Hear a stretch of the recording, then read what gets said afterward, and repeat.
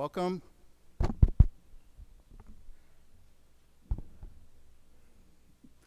Welcome to the 158th Founder'S Day Convocation ceremony. Please remain standing if you're able, and join me in appreciating Dr. David Oliver, our college organist.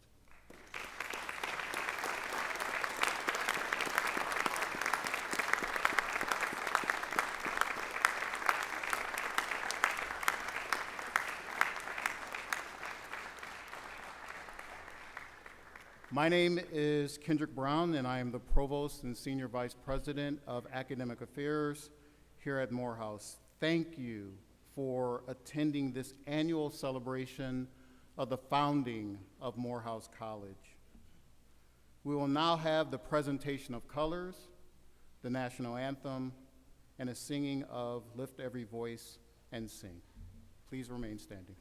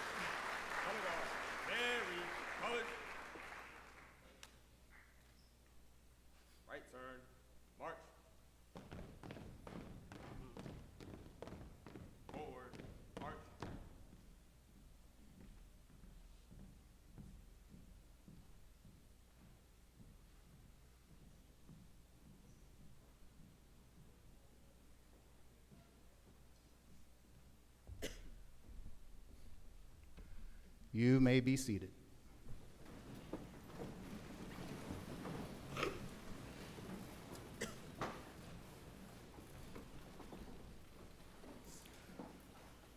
I want to recognize special people who are here today for our celebration of Founder's Day.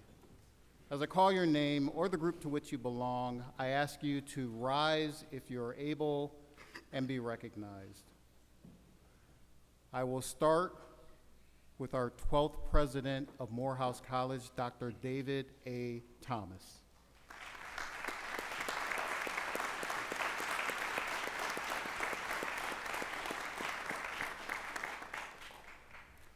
All members of the Board of Trustees who are present, please rise and be acknowledged.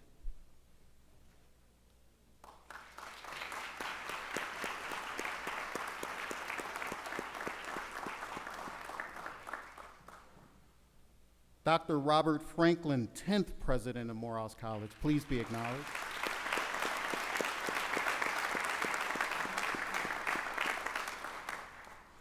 All members of the strategy group that leads Morehouse College, please be recognized.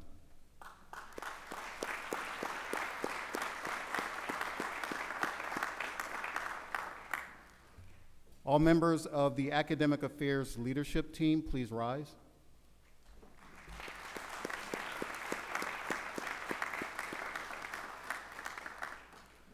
Colleagues who drive the educational mission of Morehouse College, all members of the faculty, please rise.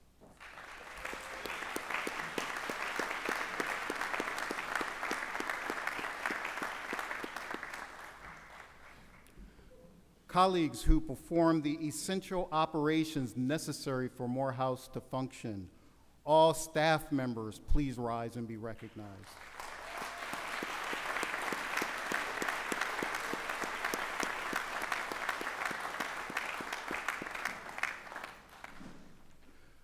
Those who represent the best of Morehouse College, all Morehouse men and alumni, please stand and be recognized.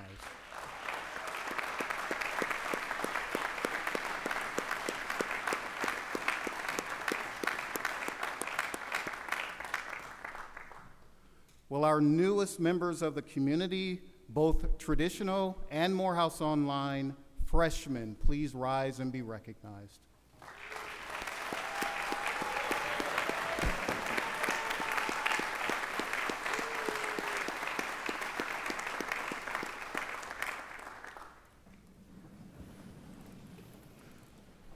Students who are in the heart of their journey through Morehouse, I ask all of our sophomores and juniors to please stand and be recognized.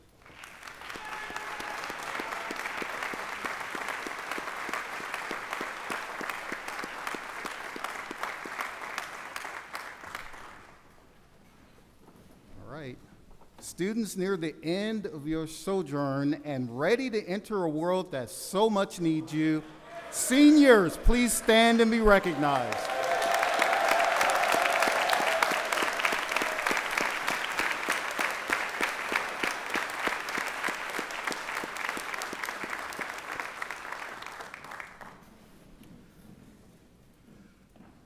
I also want to acknowledge special guests who are joining us today.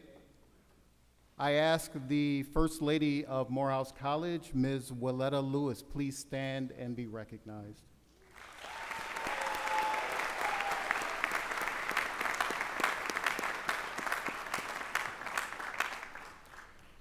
All former trustees, including the Reverend Otis Moss Jr., please stand and be recognized.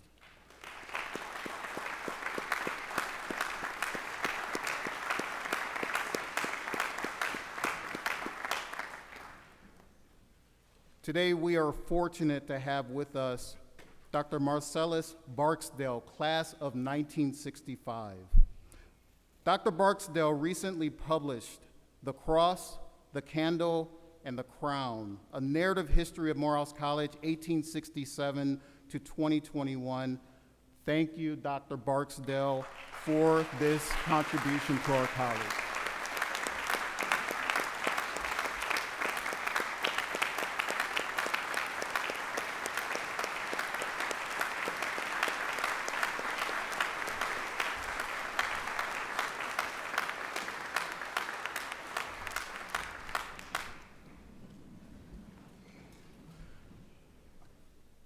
So to, of course, honor the hard work that Dr. Barksdale has done on behalf of our college, I am going to do a shameless plug. This is his book. And our bookstore has copies available for purchase. So I encourage you to stop by if you haven't already done so and get the book. Also, Dr. Barksdale will remain on the stage after we conclude to sign the books of those of you who have it with you. I want to continue with our recognitions, and I want to recognize Ms. Maroon and White and her court.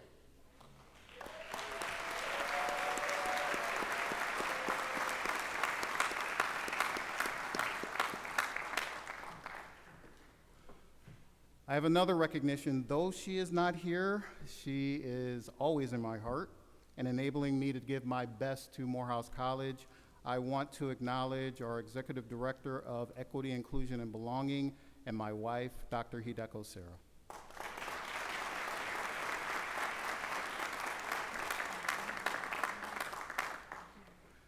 I also want to offer thank you to all the colleagues who worked tirelessly behind the scenes to ensure this convocation would be successful. There's so many folks, unfortunately I can't go through and name everyone, but I would like to bring special attention to a couple. I want to thank Mrs. Darlise Singleton, my executive assistant.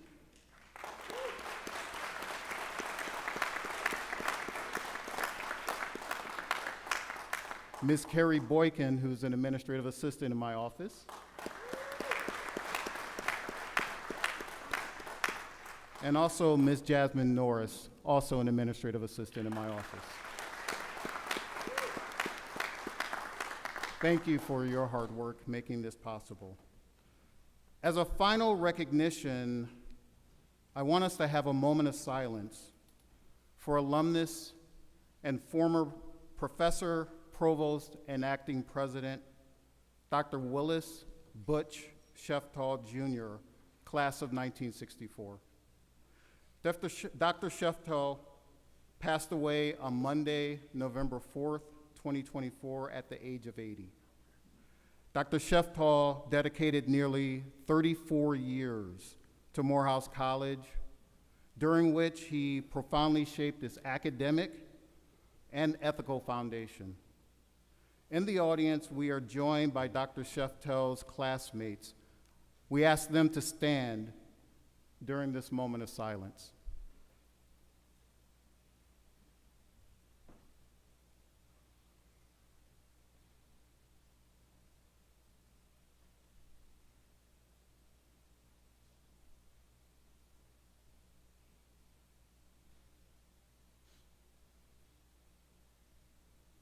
Thank you.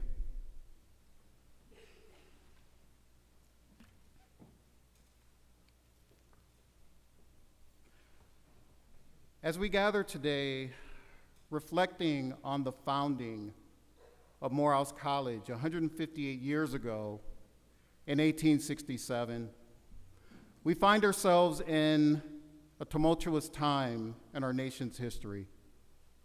A time filled with ever-shifting currents eroding certainties we took for granted. A time when remaining hopeful can feel difficult as new challenges arise every day for our loved ones, our principles, and our future. I remind us to take heart in knowing that our founders faced uncertain times as well as they conceived of a college that would serve Black men and men of color in their pursuit of excellence through leadership and service to the community. The founders contended with the aftermath of a bitter civil war that tore the country apart. They rejoiced as freedoms and guarantees were made through new legislation and constitutional amendments safeguarding citizenship and equal protection under the law. They appropriately felt anger and consternation as those promises of citizenship and equal protection were made empty by the rise of Jim Crow segregation and continuing dehumanization. However, no matter the highs or the lows they experienced, the founders remained focused on what mattered most, especially to Morehouse College, remaining steadfast, honest, and true to who you are and what your community needs, no matter what obstacles are placed in front of you, and no matter how powerful your opponents think themselves to be. Let us take this occasion to draw on the strength, conviction, courage, audacity, resilience, and will of our founders. Morehouse has been, must continue, and will always be the rock against which the forces of oppression, ignorance, tyranny, and injustice break. Remember who we have been and who we are, in troubled as well as good times. Remain resolute and do not despair.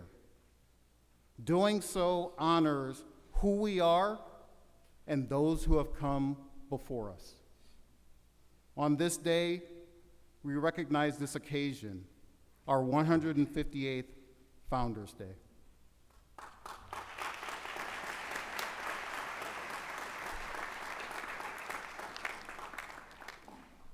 Dr. Lawrence Edward Carter Sr., Dean of the Martin Luther King Jr. International Chapel, will preside over today's special ceremonial proceedings, the traditional acknowledgement of our founding, the introduction of the founder's representative for the ringing of the 1787 Silver Bluff Springfield founding bell, followed by a prayer.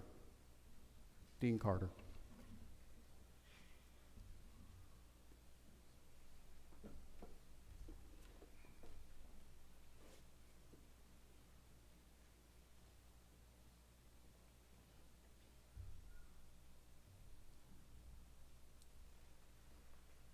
As is our tradition, I now call upon the 22nd pastor of Old Silver Bluff, Springfield Baptist Church in Augusta, Georgia, where Morehouse College was founded, the Reverend Mr. Hardy Spurgeon Bennings III. You may sound the 1787 bell.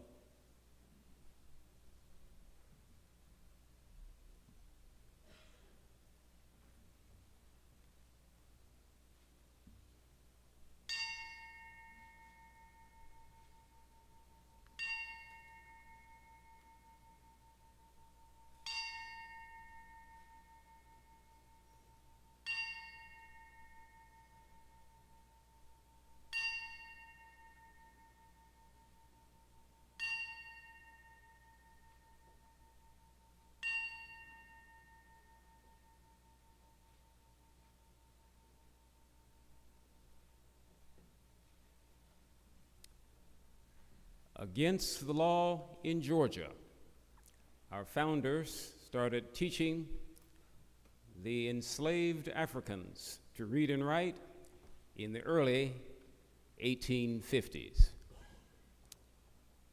The ringing of the bell at Silver Bluff Springfield Baptist Church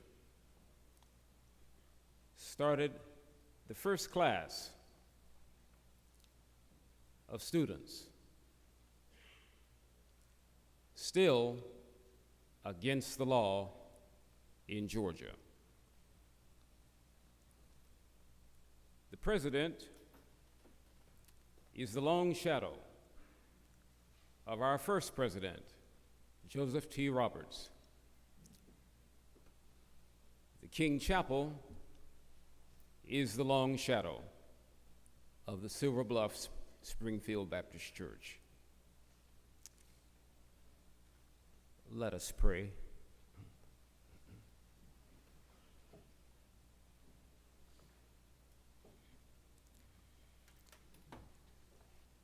Infinite Spirit,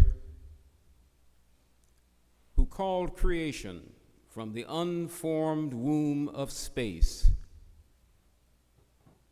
Speak again with power and promise when the storms of fear increase.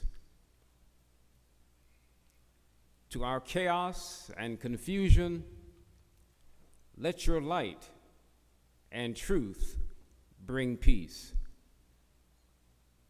We give thanks and praise for what God has done through many years and still today.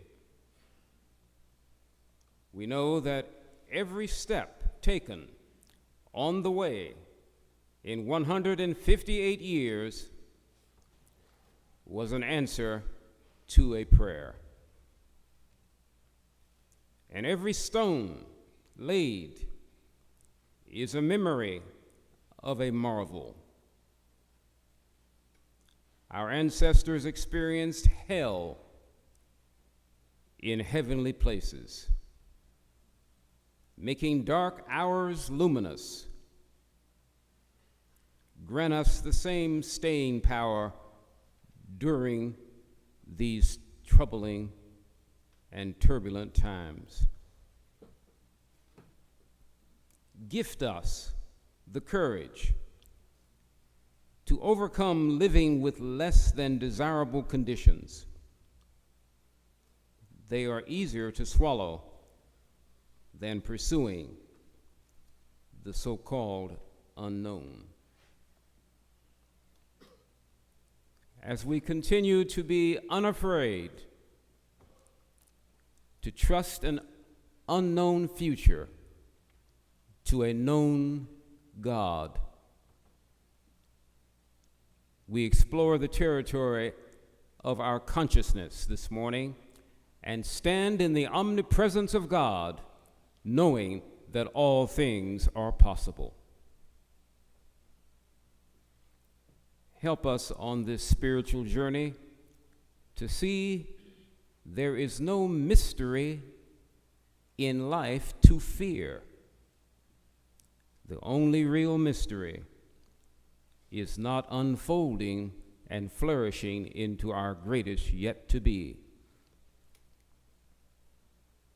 The unknown is the known in God. Everything has already been predetermined because there is a natural order of the universe. As our 12th elder steers dear old Morehouse toward the safe and secure harbor of financial stability and academic preparedness, in the golden light of more achievements yet to be, let us not forget, on the threshold of more victories, that we are made in the image and likeness of God. We are all that God is. So be it, and so it is. Let everyone say, amen.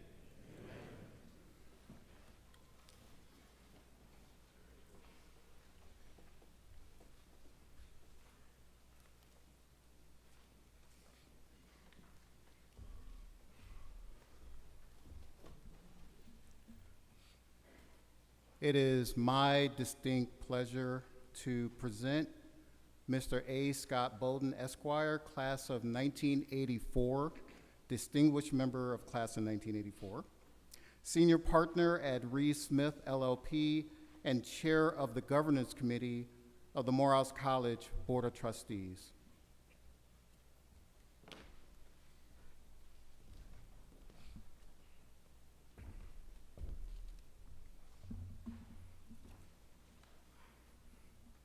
Good morning, ladies and gentlemen, and the men of Morehouse College. Happy Founder's Day. Thank you, President Thomas, Provost Brown, and members of the Morehouse College community for your outstanding preparations of our annual Morehouse College Founder's Day. I'm pleased to bring greetings on behalf of the Board of Trustees to commemorate the 158th celebration of the founding of Morehouse College. This is a jubilant celebration, for we have come a long way to manifest the vision of our founders.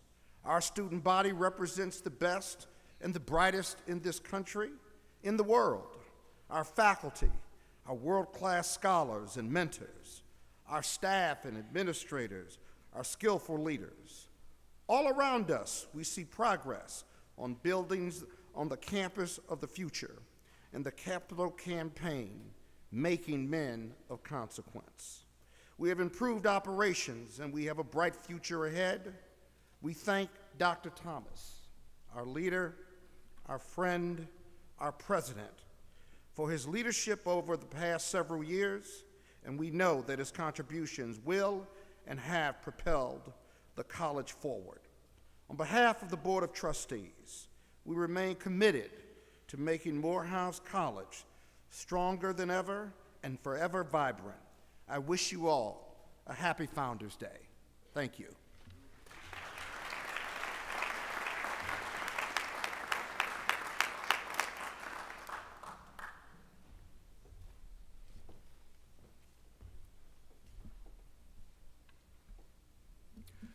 As part of our mission, we cultivate the voices of our students as they articulate the underrepresented truth of the Black male experience. With pride, we acknowledge excellence in student oratory as an annual part of our observing our Founders' Day. I now invite to the podium Reverend Dr. Otis Moss Jr., class of 1956, to announce and present awards to student winners of the Otis Moss Jr.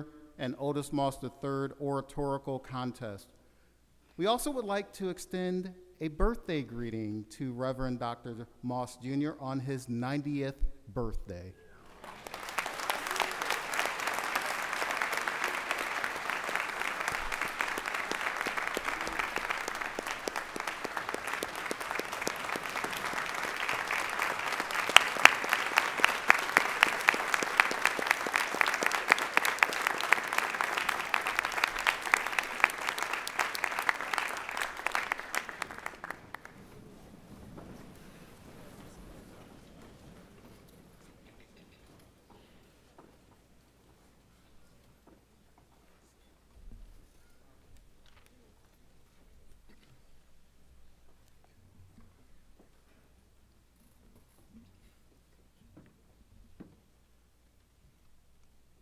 Thank you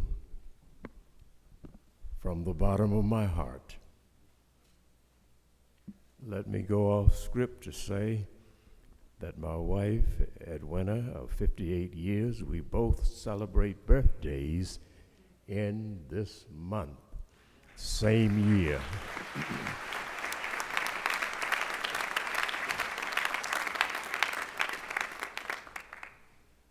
Otis Moss III profoundly regrets that he could not join us this morning as he had planned, but some urgencies in Chicago prevented him from being here this morning, but expects to join us this week for the rest of these anniversary Founders' Day celebrations. It is an honor, President Thomas and Morehouse family, past, present, and future, to stand on this stage for this contest that was founded over 25 years ago. It is more than a competition. It is a platform for young scholars to carry forward the rich tradition of eloquence and leadership at Morehouse College and throughout the world. Today I am thrilled to share some extraordinary news. My family has sought to secure the future of this contest by providing a substantial donation to fully endow the oratorical competition, ensuring that and guaranteeing or ensuring that it remains a cornerstone of student excellence for generations to come. We wish to thank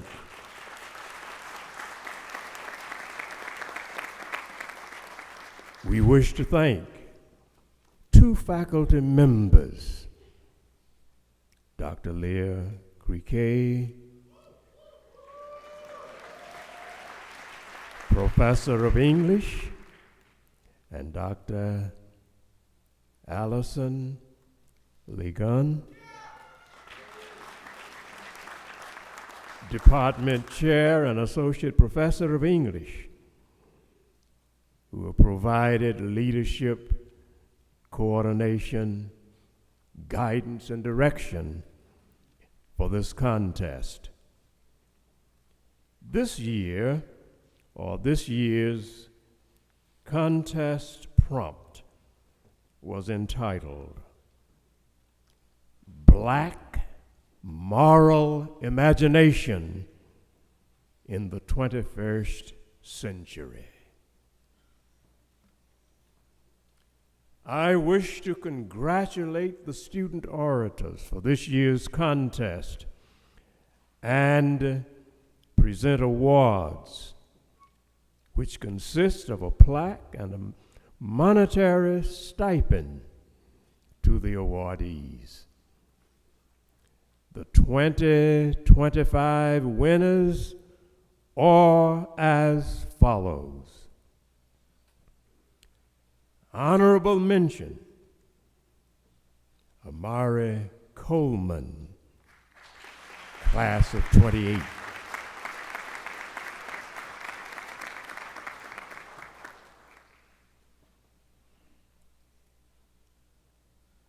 Coleman is a computer science major. Michael J. Simmons,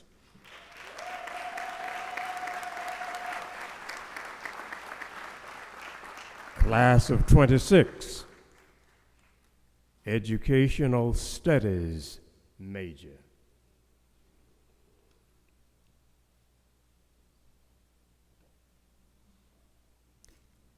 Third place, Jeremiah E. Lowther, sociology major, class of 26.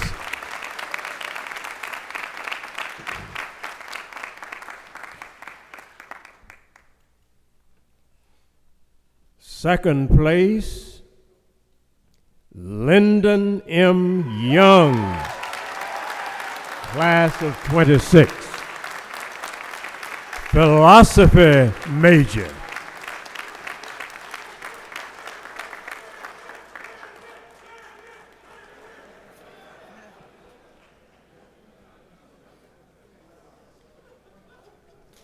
First place winner, George W. Gatlin, 25,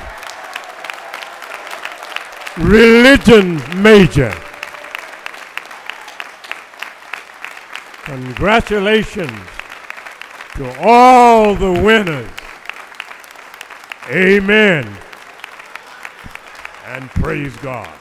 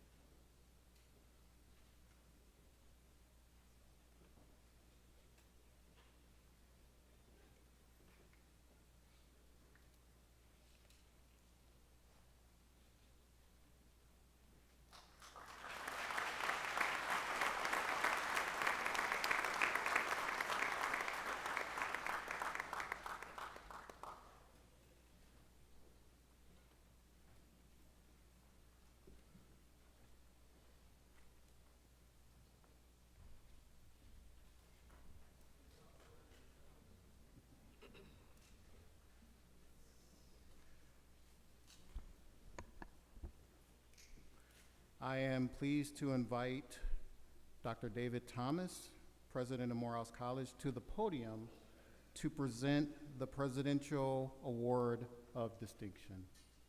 President Thomas.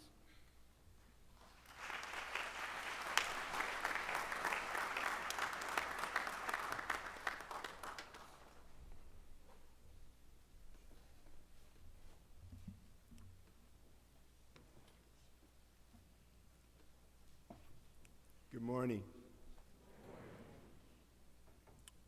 We now invite Dean Alvin Skip Darden to the location between the portrait and the podium here.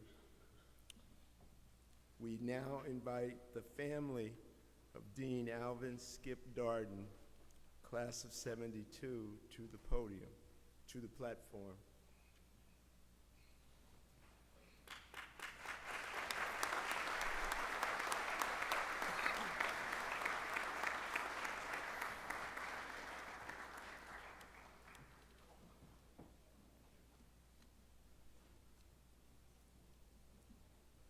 I now have the honor of reading the citation.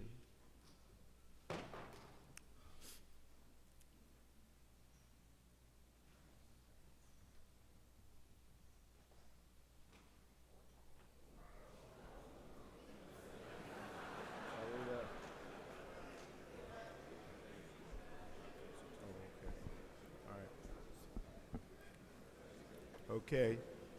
You guys got it together over there? You're getting ahead of the program. All right. Ladies and gentlemen, I am honored to present the Morehouse College Presidential Award of Distinction to Dean Alvin Skip Darden, class of '72, an alumnus with unwavering commitment to Morehouse. For over 2 decades, Dean Darden has dedicated himself to the mentorship and holistic development of Morehouse students.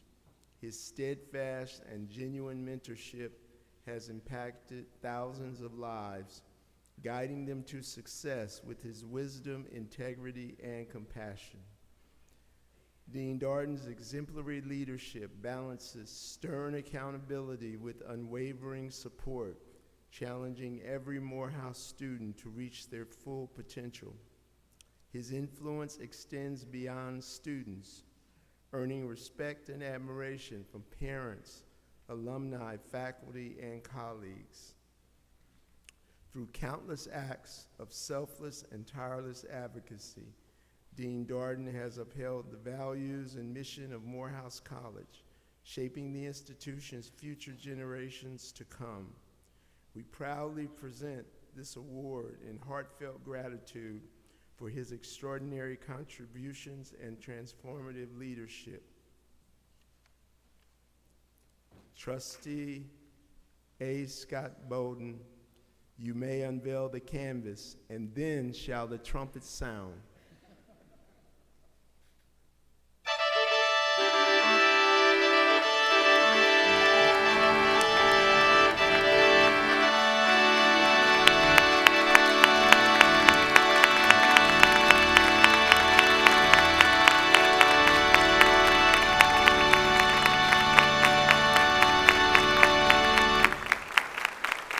Congratulations, Dean Darden.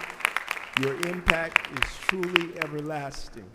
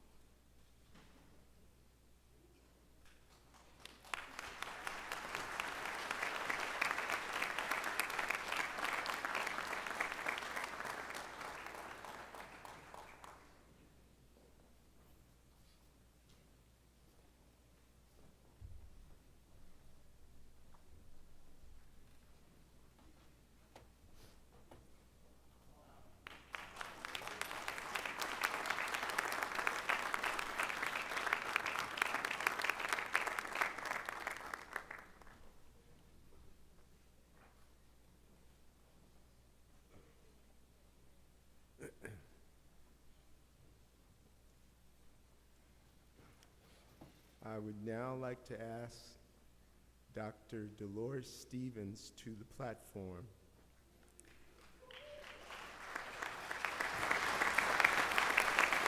I also invite the family of Dr. Stevens to the platform.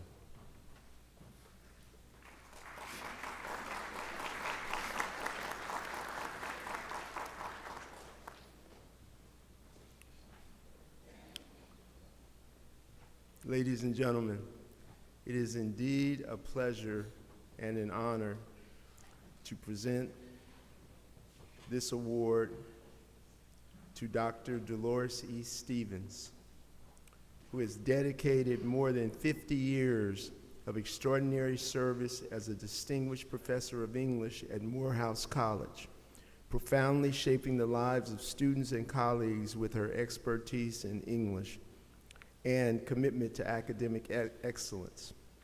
Dr. Stevens is celebrated as a trailblazing educator, scholar, and mentor whose guidance has transformed the lives and careers of world-class Morehouse men who now shape the nation's consciousness. Among them are such notables as Congressman Sanford Bishop, filmmaker Shelton Spike Lee, and one story from Spike, I bumped into him early in my tenure here, and the first person he asked me about was Dr. Stevens. He then smiled and described her as the only professor at Morehouse that he was actually afraid of. And how he would know she was coming and try to hide, and she would find him anyway. She made clear to him that he wasn't Spike yet. He was still Shelton.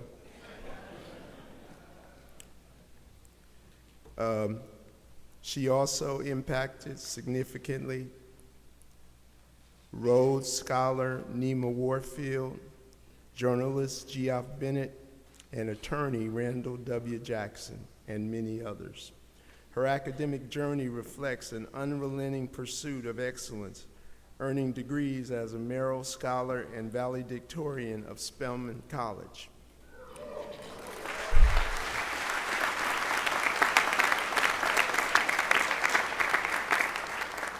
A master's from Atlanta University, a PhD from Emory University, and advanced credentials from the University of London and the University of Exeter.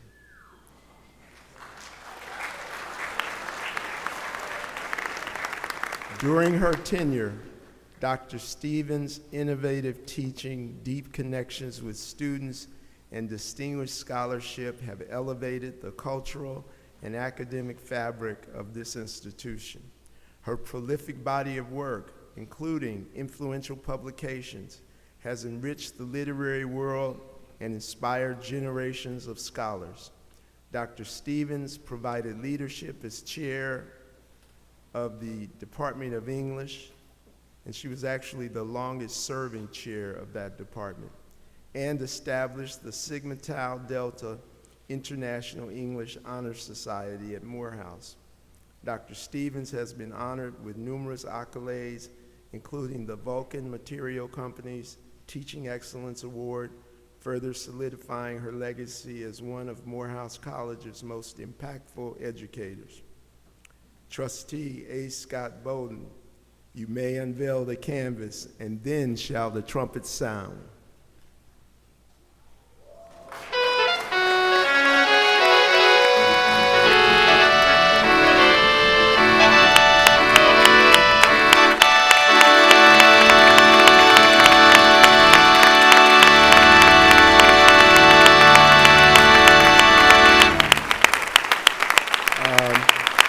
Congratulations, Dr. Stevens. Your impact is truly everlasting. I also want to make one other observation, and that is that Dr. Stevens is also representative of the many women faculty members and administrators who have made Morehouse what it is today. And we honor her in celebration of all of them. Thank you.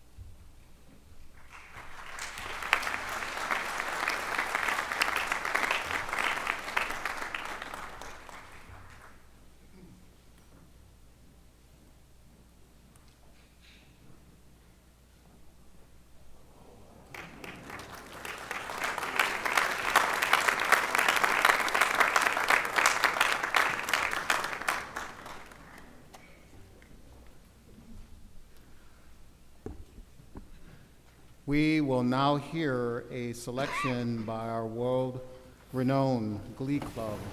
Rockin' Jerusalem is arranged by Damon Dandridge and conducted by Dr.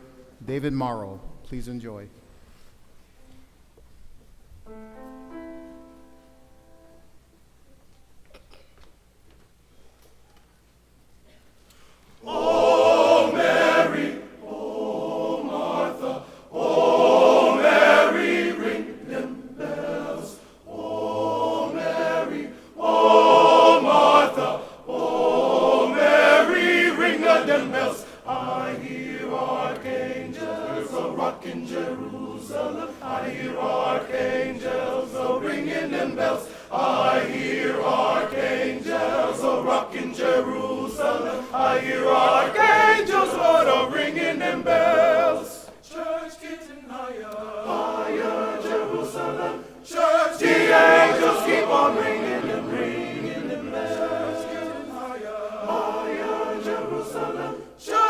Keep on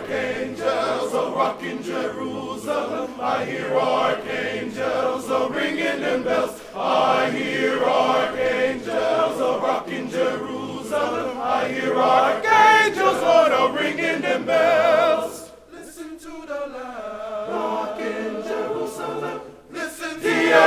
Keep on ringing them bells.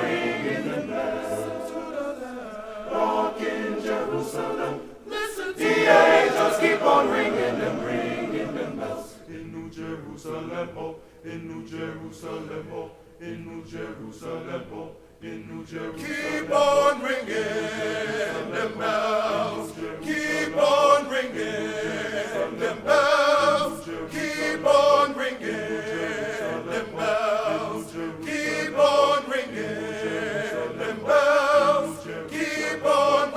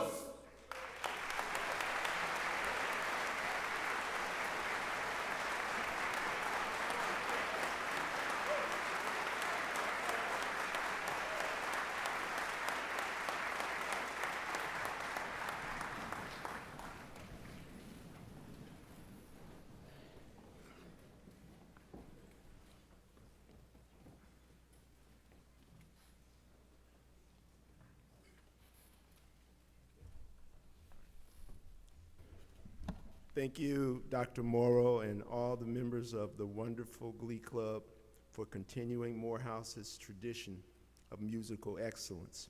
Your message in music and song expresses more than mere words can convey. I will always cherish the memory of your stirring vocals. May we have another hand for this renowned Glee Club.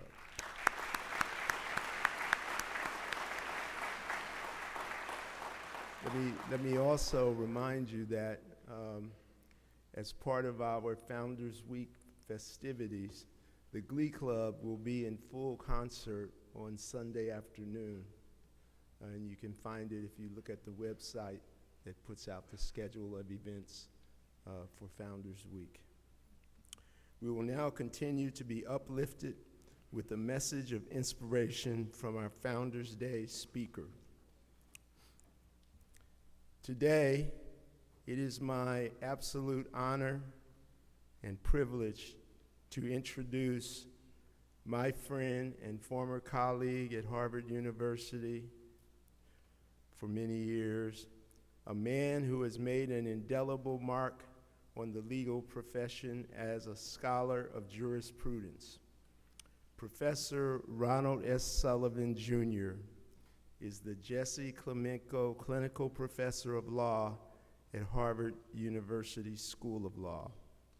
Professor Sullivan has taken his brilliance from the halls of Morehouse to the highest courts in the land. He is a Morehouse alum. What class are you on? 89. He's one of the fine of 89. Huffington Post proclaimed him, and get this, as the Muhammad Ali of wrongful convictions, because he has freed more wrongly convicted people than anyone in U.S. history.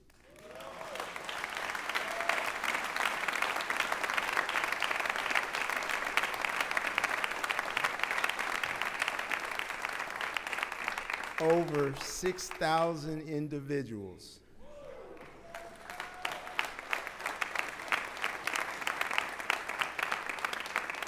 Now, even Muhammad Ali didn't have 6,000 knockouts.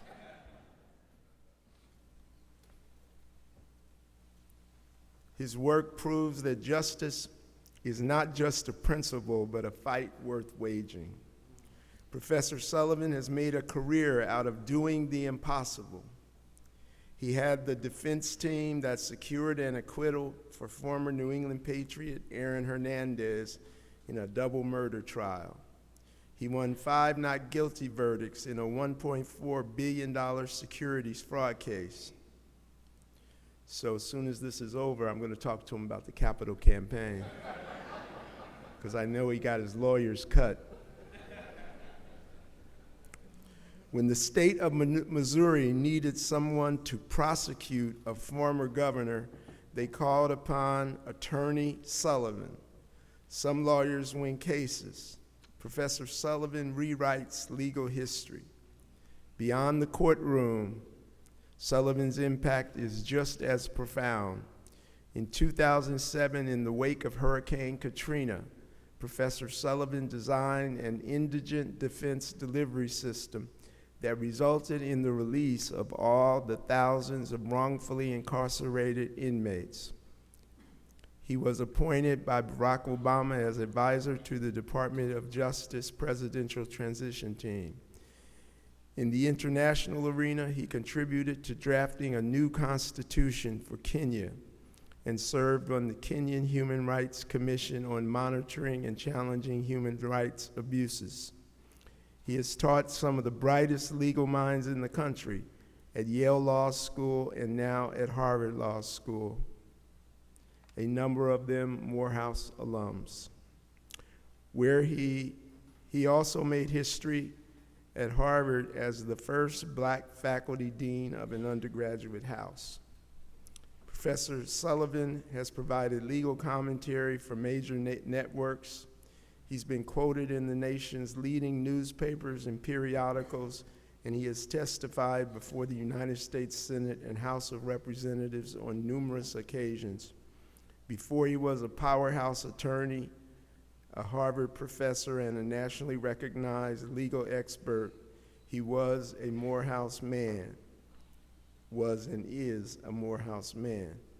A Phi Beta Kappa graduate, Professor Sullivan exemplifies the values of excellence, leadership, and service that define this institution.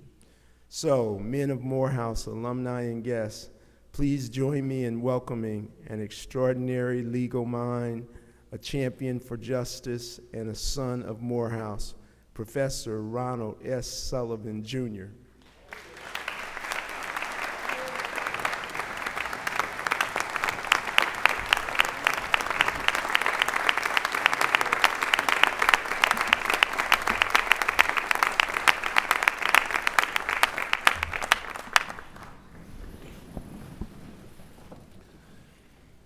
So first, thank you to President Thomas. I will share that President Thomas was the first person I called when I got my appointment at Harvard. He had a colleague at the law school who I grew up with in Gary, Indiana. I'm sorry, at the business school, who I grew up with in Gary, Indiana. I called her. I said, "Hey, I got this offer. I don't know anything about Boston." He said, "Call David Thomas. I'll give you his number." I called him, and he's been a friend and mentor ever since. This goes back to when every hair on my chin was jet black. It's been a long, long time.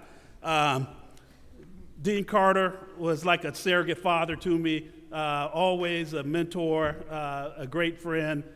It is an honor to be here. I am surprised to see Dr. Barksdale here. It is a pleasant surprise. He knows what I'm about to say. Dr. Barksdale, I had took my first exam at Morehouse in Dr. Barksdale's history class. I earned the lowest grade I've ever gotten. Elementary school, junior high, high school, Harvard, that first exam. And it was the greatest gift ever. I went and talked to him. He said, and I will never forget this, "You are not in high school anymore, Mr. Sullivan." And what he was saying is, you've got two choices. You're a bright kid. You can either buckle up and do what I know you can do, or you have to suffer the consequences. And so I buckled up. And so thank you, Dr. Barksdale.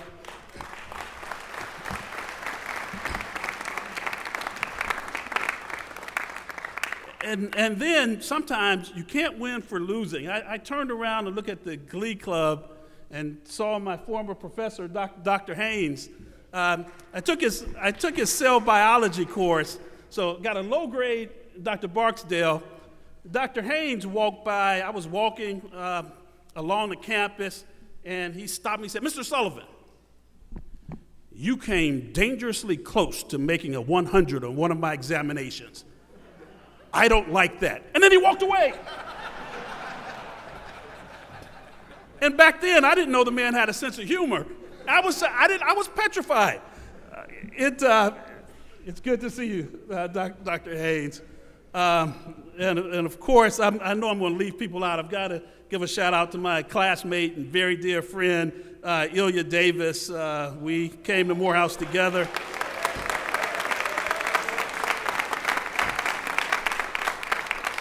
And have been friends all of these years. So I know I stand between you and lunch.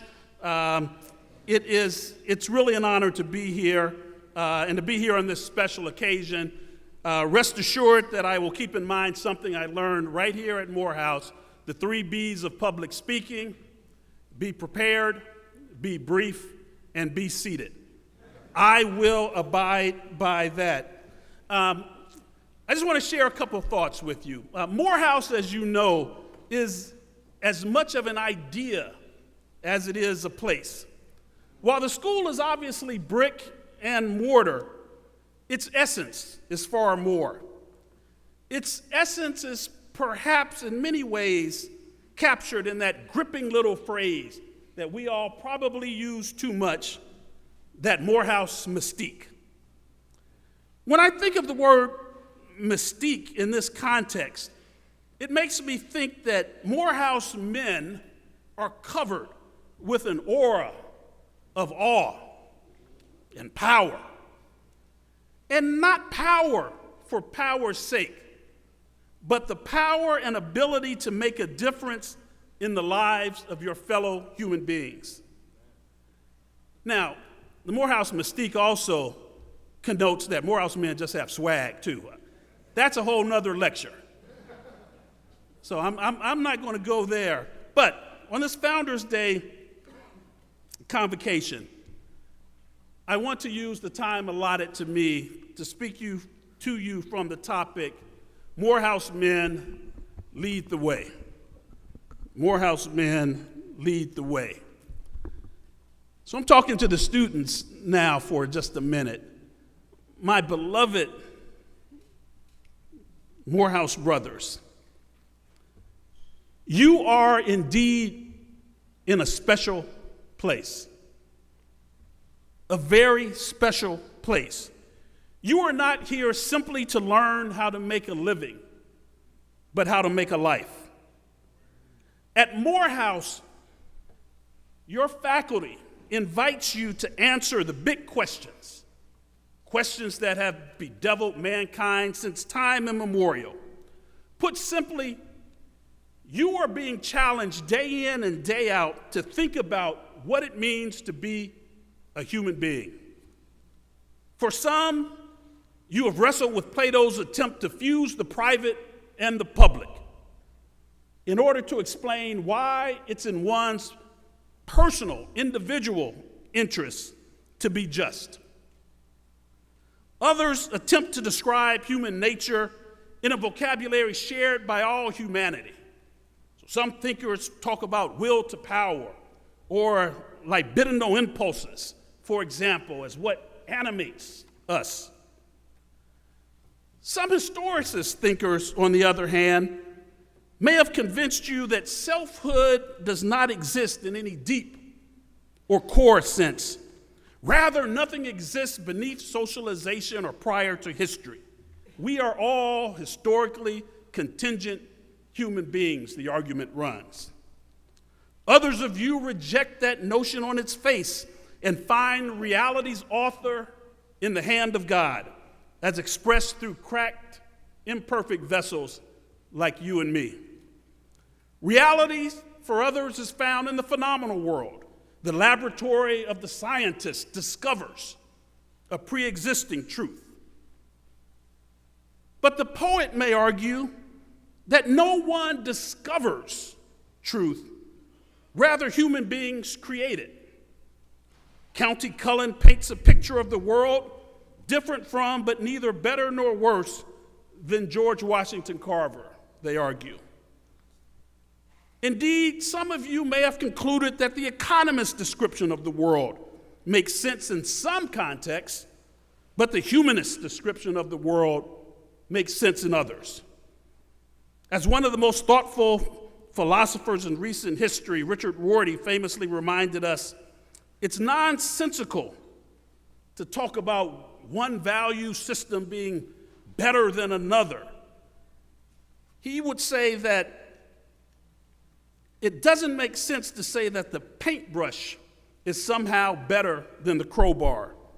They are both tools that can and should be deployed for different purposes. You can't paint a wall with a crowbar, and you cannot pry up a floorboard with a paintbrush.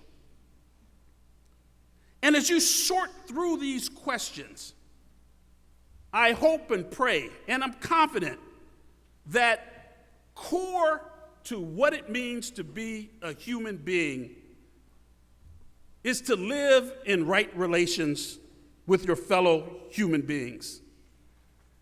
Very many traditions, both religious and secular, call this concept justice. Now more than ever, hear me well, Morehouse men must lead the way in bringing some modicum of justice to a world much in need. As the great Howard Thurman reminds us, Morehouse holds a crown over the head of its graduates and challenges us to grow into it. What this means is that you, each and every one of you, come from a very long tradition. And we believe that you not only will live up to that tradition, but will surpass it. In 1876, Ralph Waldo Emerson did a lecture at Harvard, called it On Representative Men. And he looked at all the great men of history, and he said, Don't idolize them. Don't idolize them. Look at what they have done. Take their best qualities and go on to do more.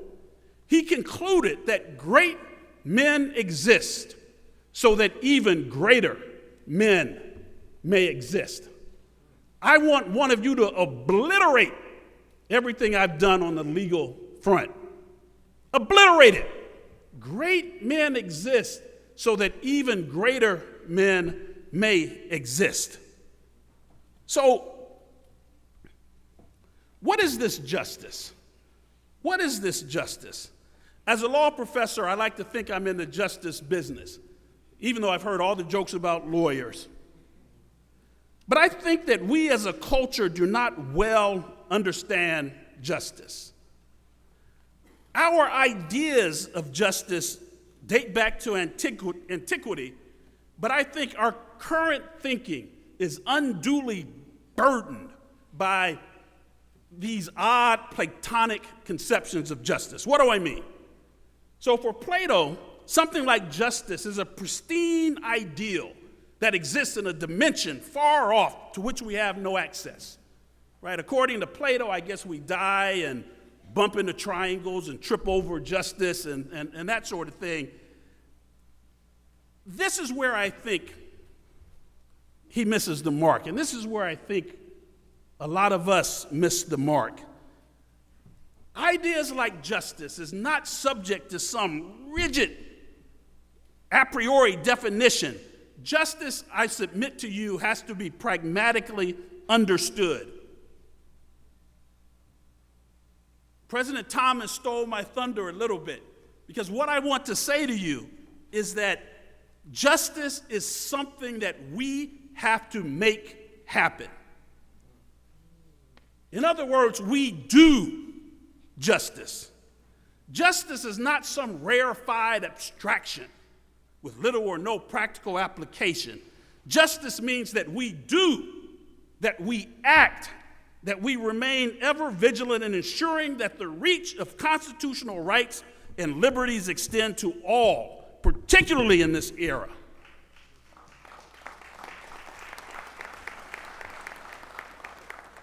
A lot of us think that, justice. Oh, there it is. It's going to fall out the sky. No. Got to roll up your sleeves. Roll up your sleeves and make justice happen. It's one of the reasons I went into law. There are several ways to do it. And I don't know if I'm allowed to say this in the Martin Luther King Jr. Memorial Chapel, but I am not in the hearts and minds business. It's a great business, and we need people to do it. I have developed a set of tools where I can compel behavior. Right? You may not like me, but you're going to do certain things or not do certain things. Now, we need all kinds of people. I'm not saying there's anything wrong with the hearts and minds, folks, but the older I've gotten, the more I'm into compelling behavior, using this tool that I have learned to compel certain behavior. We are in an era where threats to the normal constitutional order are stark. Here's the challenge. Much of what we see is not lawless. That means there's no law in the books that say you can't do this, you can't do that. What we are seeing is an egregious violation of norms that have made this country stick together in a way that law can't, right? You can't make a rule for everything, right? You have a book as big as this chapel. But there are certain norms that we have observed where people suppress their individual interests for the collective good. Those are norms. We are seeing the derogation of norms in a way that we have not seen in recent history. That's why we need you, young men. We need you to roll up your sleeves and make justice happen. Morehouse men lead the way. Morehouse men, you can lead the way when we do the work to convert the legal landscapes that serves the interests of a few into systems that are fair and equitable. Morehouse men can lead the way when we heed Dr. King's admonition that we have to refuse to let the security, and Dr. King did it as only he can do it. He said the anesthetizing security of a good job drug us into a vapid do-nothingness. Right? Can't be scared. Can't be scared. Morehouse men can lead the way when we lend a helping hand to those whom society has constructed as the low and the last. Morehouse men can lead the way when we rescue people who, through circumstances, are having a tough time.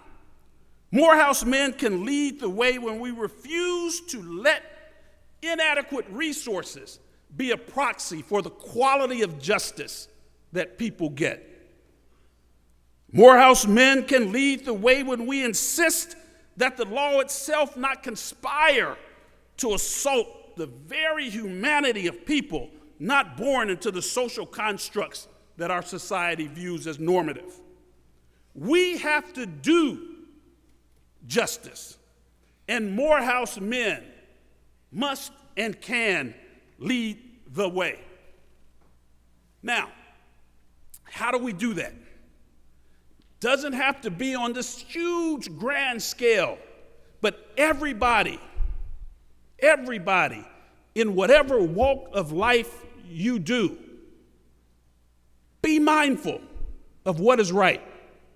Be mindful of what is just. Be mindful of what is fair. And if we each and every one of us do just that, whatever sphere we're in, then we can leave this place just a little better than how we found it. In the end, and since I am in the chapel, and I'm a church-going man, I will say that when we do justice, we will do what the prophet Micah instructs. Do justice, love mercy, and walk. Say it, sister. Humbly. Walk humbly with your God. Love you, Morehouse men. Thank you.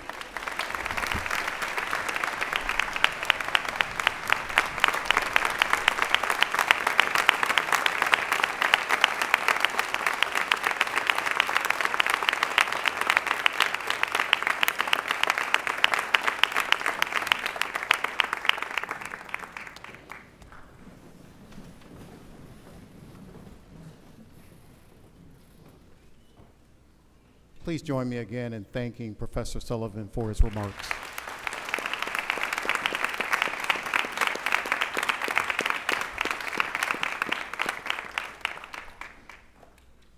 Well, we've enjoyed a wonderful 158th Founder's Day celebration.